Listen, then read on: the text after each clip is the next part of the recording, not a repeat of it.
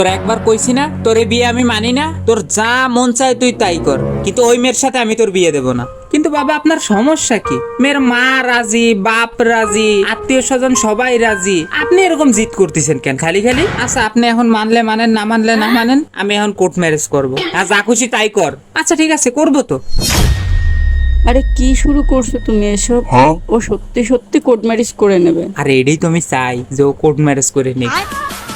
আরে আমার কথাটা মনোযোগ দিয়ে শোনো, বিয়ে শাদী কত খরচ খরচার ব্যাপার। 10-15 লাখ টাকা এমনি এমনি বিয়ে শাদীতে যাবে, আত্মীয় স্বজনরা এসে খাইয়ে যাবে আর উল্টাপাল্টা কথা কইয়েও যাবে, কোনো কাজের কাজ কিছু হবে না। তার থেকে ভালো কোর্ট ম্যারেজ করুক, আমার টাকাগুলো বাঁচুক, আর ওই যে টাকাগুলো বাঁচবে ওই দিয়ে ওকে ইউরোপ আমেরিকা হানিমুনে পাঠাইতে পারবো, আর এদিকে বিয়েও হয়ে যাবে, টাকা পয়সাও লাগবে না।